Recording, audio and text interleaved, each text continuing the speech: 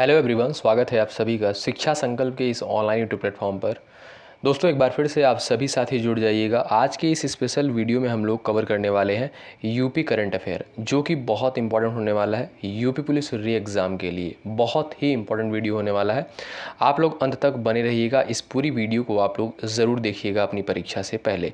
यहाँ पर दोस्तों हमने इंपॉर्टेंट करंट अफेयर को ही शामिल किया है। तो आइएगा, शुरुआत करते हैं। आप लोग अंत तक बने रहिएगा। चलिएगा देखेंगे दोस्तों। यहाँ पर पहला जो प्रश्न आपका बनता है, लोकसभा में सीटों के लिहाज से उत्तर प्रदेश की सबसे बड़ी पार्टी जो है कौन बनी है? तो वो दोस्तों है आपकी समाजवादी पार्टी। ठीक है, अब इसमें जो इम्पोर्टेंट चीज़ें हैं इसको भी हम लोग यहाँ पर देखेंगे। जैसे लोकसभा चुनाव 2024 में सीटों के लिहाज से भारत की सबसे बड़ी पार्टी जो है भारतीय जनता पार्टी, जिसकी जो है 240 सीटें निकली थी। और उसके बाद देखा जाए दूसरी सबसे बड़ी पार्टी जो है कांग्रेस है, जिसकी 99 सीटें निकली थी। उसके बाद दोस्तों लोकसभा चुनाव 2024 में सीटों के लिहाज से उत्तर प्रदेश की सबसे बड़ी व देश की तीसरी सबसे बड़ी पार्टी जो है समाजवादी पार्टी, 37 सीटें जो है इसकी निकली थी। ठीक है, समाजवादी पार्टी की। तो समाजवादी पार्टी की कितनी सीटें? 37 सीटें। और भारतीय जनता पार्टी की 240 सीटें और कांग्रेस की जो है 99 सीटें। ठीक है, इतनी सीटें निकली थी। तो आइएगा आगे बढ़ते हैं और अगला प्रश्न हम लोग यहाँ पर देखेंगे। भारतीय इतिहास के सबसे कम उम्र के सांसद जो है कौन बने हैं? तो पुष्पेंद्र सरोज हैं। किससे संबंधित है, किस पार्टी से संबंधित है? तो ये सपा से संबंधित है, यानी एसपी से संबंधित है। ठीक है, आगे बढ़ते हैं और अगला प्रश्न यहाँ पर हम लोग देखने का प्रयास करेंगे। यहाँ पर देखिएंगे दोस्तों, कुछ फैक्ट है। उम्र जो है 25 वर्ष 3 महीने और 3 दिन है। उत्तर प्रदेश की कौशाम्बी लोकसभा सीट से चुनाव जीते हैं ये। कौन? पुष्पेंद्र सरोज। याद रखेंगे, महत्वपूर्ण प्रश्न बन सकता है पेपर में। और आगे बढ़ते हैं और यहाँ पर अगला प्रश्न हम लोग देखेंगे। उत्तर प्रदेश का नया मुख्य सूचना आयुक्त जो है किसे नियुक्त किया गया? मोस्ट इंपॉर्टेंट प्रश्न बनता है। मुख्य सूचना आयुक्त जो है किसे नियुक्त किया गया है?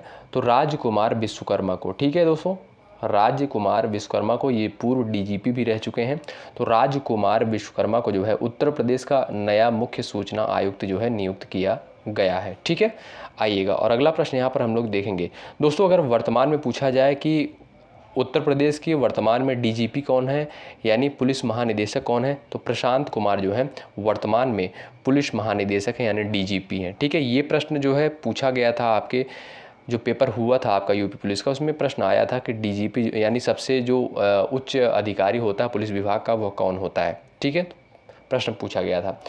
अगला प्रश्न यहाँ पर देखेंगे दोस्तों, किस वरिष्ठ आईएएस अधिकारी को उत्तर प्रदेश का नया गृह सचिव जो है नियुक्त किया गया है? तो दीपक कुमार को जो है गृह सचिव नियुक्त किया गया है, जो कि एक आईएएस अधिकारी रह चुके हैं। ठीक है, आगे बढ़ते हैं और अगला प्रश्न यहाँ पर हम लोग देखेंगे। अगला प्रश्न दोस्तों है, उत्तर प्रदेश राज्य की महिला क्रिकेटर दीप्ति शर्मा को उत्तर प्रदेश पुलिस विभाग में जो है डीएसपी, यानी जिसे उप अधीक्षक कहते हैं हिंदी में, नियुक्त किया गया है। इनका संबंध किस जिले से है? आगरा जिले से संबंधित है। कौन? दीप्ति शर्मा। ठीक है, दीप्ति शर्मा जो है किस जिले से संबंधित है? आगरा जिले से संबंधित है। ये जो है महिला क्रिकेटर हैं। इन्हें जो है कौन सा पद दिया गया है? डीएसपी का पद दिया गया है, यानी उप अधीक्षक का पद जो है दिया गया है। इनका संबंध किस जिले से है? आगरा जिले से है। किसका? दीप्ति शर्मा का। याद रखेंगे, इंपॉर्टेंट प्रश्न बन सकता है।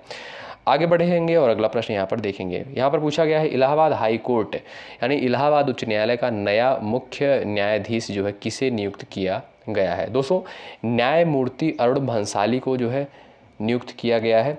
इलाहाबाद हाई कोर्ट का जो मुख्य न्यायाधीश कौन है पूछा जाए अगर आपसे, तो न्यायमूर्ति अरुण भंसाली हैं। किस नंबर के हैं? 91, यानी 51 नंबर के हैं ये। ठीक है, आगे बढ़ते हैं और अगला प्रश्न यहाँ पर देखेंगे हम लोग।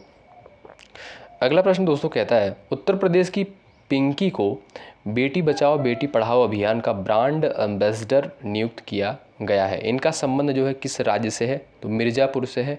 याद रखेंगे, महत्वपूर्ण प्रश्न बनता है। उत्तर प्रदेश की पिंकी को जो है बेटी बचाओ बेटी पढ़ाओ अभियान का ब्रांड एम्बेसडर नियुक्त किया गया है। तो इनका संबंध कहाँ से है? मिर्ज़ापुर से। महत्वपूर्ण प्रश्न बन सकता है। बेटी बचाओ बेटी पढ़ाओ अभियान का आरंभ जो है कब हुआ था दोस्तों? 22 जनवरी 2015 को पानीपत हरियाणा से। ठीक है, कहाँ से हुआ था? पानीपत हरियाणा से इसका आरंभ हुआ था 22 जनवरी 2015 को। ठीक, चलिएगा। और उत्तर प्रदेश में जो है ब्रांड एम्बेसडर कौन है? पिंकी है। पिंकी कहाँ से संबंधित है? मिर्ज़ापुर से संबंधित है। ठीक है, आइएगा अगला प्रश्न यहाँ पर हम लोग देखेंगे। ध्यानपूर्वक आप लोग पूरे धैर्य के साथ इस पूरी वीडियो को ज़रूर देखें। उत्तर प्रदेश लोकायुक्त और उप लोकायुक्त संशोधन विधेयक 2024 के अनुसार लोकायुक्त और उप लोका आयुक्त की नियुक्ति 8 वर्ष से घटाकर कितने वर्ष कर दी गई है? तो दोस्तों 5 वर्ष कर दी गई है और अधिकतम जो है 70 वर्ष है। ठीक है, आइएगा अगला प्रश्न यहाँ पर देखेंगे। हाल ही में Uttar Pradesh global investors summit कहाँ आयोजित किया गया है? तो लखनऊ में आयोजित किया गया है। ठीक है, क्या हाल ही में Uttar Pradesh global investors summit जो है कहाँ पर आयोजित किया गया है? लखनऊ में आयोजित किया गया है। आगे बढ़ते हैं और अगला प्रश्न यहाँ पर हम लोग देखेंगे। प्रसार भारती के नए अध्यक्ष किसे नियुक्त किया गया है? तो दोस्तों प्रसार भारती के जो है नवीनतम सहगल, किसको? नवनीत सहगल को जो है यहाँ पर जो है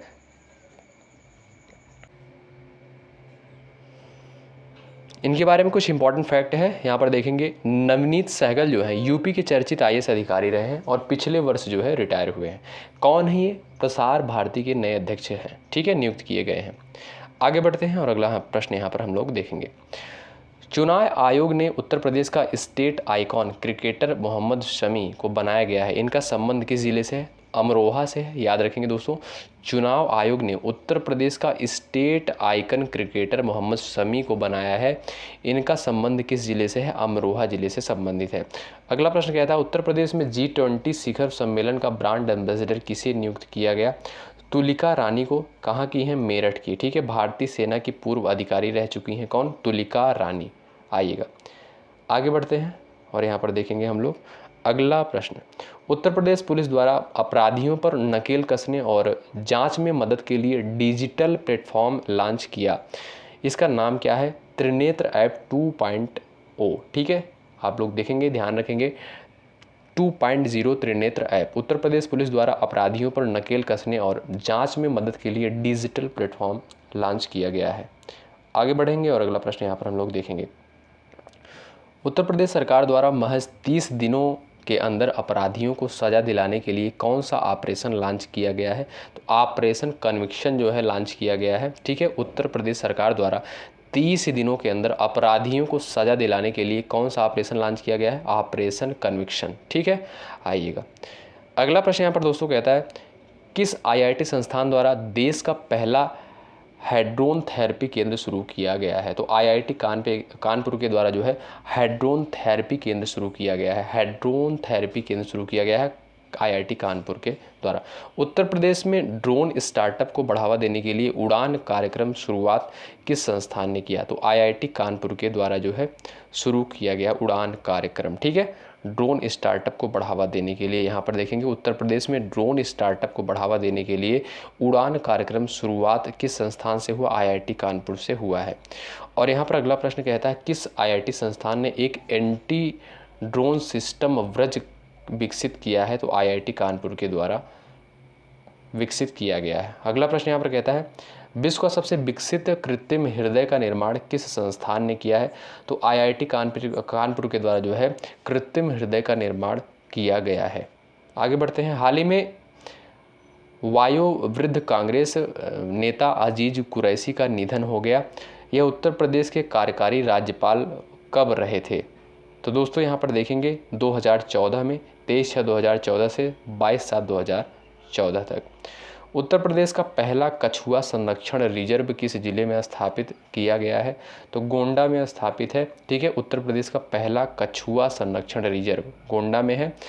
देश का पहला कछुआ संरक्षण रिजर्व जो है भागलपुर बिहार में स्थित है। ठीक है, आइएगा यहाँ पर अगला प्रश्न कहता है भारत का पहला गिद्ध संरक्षण प्रजनन केंद्र जो है उत्तर प्रदेश के किस जिले में स्थापित किया गया है? तो महाराजगंज में। ठीक है, याद रखेंगे भारत का पहला गिद्ध संरक्षण प्रजनन केंद्र उत्तर प्रदेश के किस जिले में स्थापित किया गया? महाराजगंज में स्थापित किया गया है। आगे बढ़ते हैं और अगला प्रश्न यहाँ पर हम लोग देखेंगे। उत्तर प्रदेश का जो है पहला गाय अभ्यारण्य किस जिले में बनाया जा रहा है? मुजफ्फरनगर में बनाया जा रहा है। ठीक है, उत्तर प्रदेश का पहला गाय अभ्यारण्य किस जिले में बनाया जा रहा है? मुजफ्फरनगर जिले में। उसके बाद है दोस्तों स्विट्जरलैंड की तर्ज पर नई गौशाला उत्तर प्रदेश के किस ज़िले में बनाई जा रही है? तो लखनऊ में बनाई जा रही है दोस्तों। ठीक है, स्विट्जरलैंड की तर्ज पर नई गौशाला उत्तर प्रदेश के किस ज़िले में बनाई जा रही है? लखनऊ ज़िले में बनाई जा रही है। यहाँ पर देखेंगे अगला प्रश्न हम लोग। अगला प्रश्न कहता है गौवंशों की वास्तविक संख्या का पता लगाने और उनके कल्याण के लिए किस राज्य सरकार ने अपनी पहली गाय जनगणना कराने के निर्देश दिए हैं? तो उत्तर प्रदेश ने। ठीक है, बहुत महत्वपूर्ण प्रश्न है, आप लोग याद रखेंगे। दोस्तों ये सारे प्रश्न करंट अफेयर से संबंधित बहुत ही इंपॉर्टेंट है, यूपी करंट अफेयर से।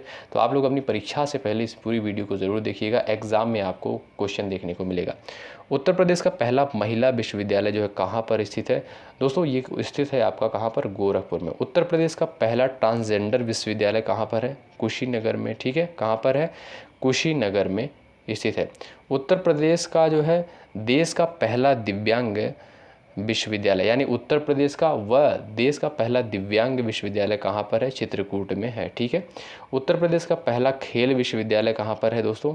मेरठ में स्थित है। उत्तर प्रदेश का पहला खेल विश्वविद्यालय मेरठ में स्थित है। आइएगा आगे बढ़ते हैं और अगला प्रश्न कहता है यहाँ पर दोस्तों, बालिकाओं के लिए देश के पहले सैनिक स्कूल का उद्घाटन कहाँ किया गया? मथुरा के वृंदावन में 2024 में किया गया इसका उद्घाटन। क्या? महिलाओं के लिए देश के पहले सैनिक स्कूल का उद्घाटन। ठीक है, कहाँ पर किया गया?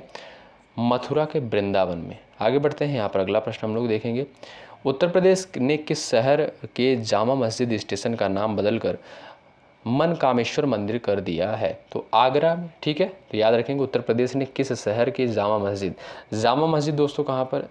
आगरा में स्थित है। इसका नाम बदलकर जो है जामा मस्जिद स्टेशन का नाम जो है बदलकर मानकेश्वर मंदिर कर दिया गया है। ठीक है, आइएगा, मुगल सराय रेलवे स्टेशन चंदौली का नाम जो है क्या रखा गया है? चेंज करके पंडित दीनदयाल उपाध्याय स्टेशन। ठीक है, याद रखेंगे। उत्तर प्रदेश के फिरोजाबाद जिले का नाम जो है चंद्रनगर कर दिया गया है। ठीक है, उत्तर प्रदेश के फिरोजाबाद जिले का नाम जो है चंद्रनगर कर दिया गया है। महत्वपूर्ण प्रश्न बन सकता है, फाइलेरिया नामक बीमारी को खत्म करने के लिए उत्तर प्रदेश सरकार का लक्ष्य वर्ष क्या रखा गया है? तो 2026 रखा गया है। ठीक है, और यहाँ पर दोस्तों देखेंगे हम लोग भारत सरकार का फाइलेरिया समाप्त लक्ष्य क्या है? तो 2027 तक।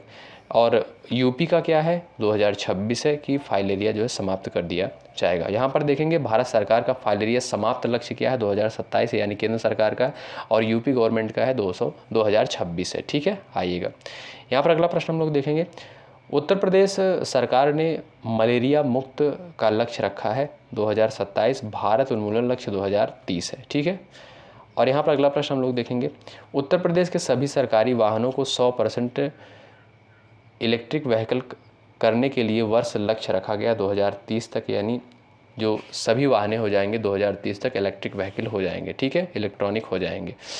और उसके बाद यहाँ पर देखेंगे दोस्तों, किस कंपनी ने अयोध्या में इलेक्ट्रिक व्हीकल ऑटो रिक्शा सेवा शुरू किया गया है? तो ऊबर के द्वारा जो है, किसके द्वारा? ऊबर कंपनी के द्वारा जो है इलेक्ट्रिक व्हीकल का जो है यहाँ पर सेवा शुरू किया गया है। कहाँ पर? अयोध्या में शुरू किया गया है। किस कंपनी के द्वारा शुरू किया गया है? ऊबर कंपनी के द्वारा शुरू किया गया। उत्तर प्रदेश ने वर्ष 2024 से 2028 तक मक्का उत्पादन को कितना बढ़ाने का लक्ष्य रखा है? तो 3.2 मिलियन टन बढ़ाने का लक्ष्य रखा है यूपी के द्वारा, यूपी गवर्नमेंट के द्वारा। यहाँ पर अगला प्रश्न हम लोग देखेंगे, स्वच्छ सर्वेक्षण 2023 के अनुसार उत्तर प्रदेश का कौन सा शहर सबसे स्वच्छ शहर घोषित किया गया है? तो गाजियाबाद, जो कि ठीक है, तो ये इंपॉर्टेंट है आपका, गाजियाबाद जो है 2023 के अनुसार उत्तर प्रदेश का कौन सा शहर सबसे स्वच्छ है? तो गाजियाबाद। ठीक है, अब यहाँ पर कुछ इंपॉर्टेंट चीज़ें देखेंगे इसके बारे में। गंगा किनारे स्थित जो है सबसे स्वच्छ शहर कौन सा है दोस्तों? वाराणसी है। भारत का सबसे स्वच्छ शहर कौन सा है? इंदौर है, जो कि मध्य प्रदेश में है। ठीक है, और यहाँ पर देखेंगे दोस्तों, भारत का सबसे स्वच्छ राज्य कौन सा है? वो है आपका महाराष्ट्र। आइएगा अगला प्रश्न यहाँ पर देखेंगे, उत्तर प्रदेश राज्य आयुष्मान भारत प्रधानमंत्री जन आरोग्य योजना के तहत 5 करोड़ आयुष्मान कार्ड जारी करने वाला देश का पहला राज्य बन गया है। इस योजना की शुरुआत कब हुई थी? तो 23 सितंबर 2018 को जो है इस योजना की शुरुआत हुई थी। ठीक है, रांची झारखंड से। उत्तर प्रदेश, एक बार फिर से इस क्वेश्चन को रिपीट कर देते हैं, महत्वपूर्ण प्रश्न बन सकता है। उत्तर प्रदेश राज्य आयुष्मान भारत प्रधानमंत्री जन आरोग्य योजना के तहत 5 करोड़ आयुष्मान कार्ड जारी करने वाला देश का पहला राज्य बन गया है। इस योजना की शुरुआत कब हुई थी? तो 23 सितंबर 2018 से रांची से हुई थी। ठीक है, आइएगा अगला प्रश्न यहाँ पर देखेंगे दोस्तों, केंद्रीय विद्युत प्राधिकरण द्वारा जारी रिपोर्ट के अनुसार 2023-24 में राज्य ट्रांसमिशन कंपनियों द्वारा ट्रांसमिशन लाइनें जोड़ने के मामले में शीर्ष स्थान पर कौन सा राज्य है? तो यूपी जो है आपका शीर्ष स्थान पर आता है। ठीक है, और यहाँ पर अगला क्वेश्चन देखेंगे हम लोग, प्रसिद्ध उर्दू शायर मुनव्वर राणा का जनवरी 2024 को 71 वर्ष की उम्र में निधन हो गया। ये उत्तर प्रदेश के किस ज़िले से संबंधित है? दोस्तों ये रायबरेली से संबंधित है, ठीक है। और यहाँ पर कुछ इंपॉर्टेंट चीज़ें देखेंगे इनके बारे में। मुनव्वर राणा एक भारतीय उर्दू कवि थे। क्या थे? मुनव्वर राणा जो है भारतीय उर्दू कवि थे। इनको कविता शाह दावा के लिए 2014 में साहित्य अकादमी पुरस्कार जो है मिल चुका है। चलिएगा यहाँ पर देखेंगे अगला प्रश्न हम लोग, प्रधानमंत्री राष्ट्रीय बाल पुरस्कार 2024 में उत्कृष्ट उपलब्धियों के लिए उत्तर प्रदेश के कितने बच्चों को सम्मानित किया गया है? तो 2 लोगों को सम्मानित किया गया। एक बार फिर से क्वेश्चन रिपीट करते हैं, प्रधानमंत्री राष्ट्रीय बाल पुरस्कार 2024 में उत्कृष्ट उपलब्धियों के लिए उत्तर प्रदेश के कितने बच्चों को सम्मानित किया गया? महत्वपूर्ण प्रश्न है। 2 बच्चों को सम्मानित किया गया है, ठीक है। इन 19 बच्चों में से जो है 2 बच्चे उत्तर प्रदेश के हैं, ठीक है। 2 बच्चे उत्तर प्रदेश के हैं, अनुष्का पाठक और आदित्य यादव, ठीक है। आइएगा अगला प्रश्न यहाँ पर देखेंगे दोस्तों, नागरिक उड्डयन मंत्रालय ने किस हवाई अड्डे के पास आदि योगी शिव की 242 फीट ऊंची प्रतिमा स्थापित करने की मंजूरी दी है? तो नोएडा में जो है, ठीक है, जेवर हवाई अड्डे के पास, नोएडा में जेवर हवाई अड्डे के पास। अगला प्रश्न यहाँ पर हम लोग देख लेते हैं।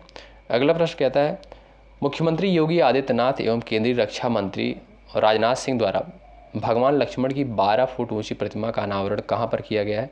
तो लखनऊ में किया गया। महत्वपूर्ण प्रश्न बनता है, भगवान गौतम बुद्ध की प्रतिमा 51 फीट ऊंची कांस्य प्रतिमा कहाँ स्थापित की जाएगी? कौशाम्बी में स्थापित करी जाएगी। आइएगा अगला प्रश्न यहाँ पर देखेंगे हम लोग, हाल ही में पीएम मोदी के द्वारा प्रदेश के किस जिले में रखी गई है? यहाँ पर क्वेश्चन कहता है, हाल ही में पीएम मोदी के द्वारा प्रदेश के किस जिले में रखी गई है? कल्की धाम मंदिर की आधारशिला जो है उत्तर प्रदेश के संभल जिले में रखी गई है, ठीक है। क्या दोस्तों, क्वेश्चन को एक बार समझ लीजिएगा, कल्की धाम मंदिर की आधारशिला जो है उत्तर प्रदेश के जो है संभल जिले में रखी गई है। अगला प्रश्न है, अयोध्या राम मंदिर में स्थापित रामलला की मूर्ति प्रसिद्ध मूर्तिकार अरुण योगीराज, महत्वपूर्ण प्रश्न बन सकता है आपकी बार पेपर में, तो यहाँ पर देखेंगे अरुण योगीराज द्वारा बनाई गई है। ये किस राज्य के हैं? तो कर्नाटक के हैं, ठीक है। तो आप लोग याद रखेंगे। और रामलला की प्राण प्रतिष्ठा कब हुई थी? 22 जनवरी 2024 को। ये भी महत्वपूर्ण प्रश्न बन सकता है। तो 22 जनवरी 2024 को जो है रामलला की प्राण प्रतिष्ठा हुई थी। और दोस्तों मूर्तिकार कौन है? तो अरुण योगीराज जो है मूर्तिकार हैं, ठीक है। तो याद रखेंगे आप लोग। दोस्तों यहाँ पर हमने 48 क्वेश्चंस को कवर किया, जो कि बहुत महत्वपूर्ण है यूपी करंट अफेयर के लिए। आप लोग पेपर से पहले ज़रूर इसको 2 से 3 बार कवर करें। महत्वपूर्ण क्वेश्चंस को यहाँ पर हमने शामिल किया था। यदि आप चैनल पर नए हैं, जुड़ जाइएगा, सब्सक्राइब करके बेल आइकन को अवश्य प्रेस कर लीजिएगा, सेशन को लाइक करिएगा।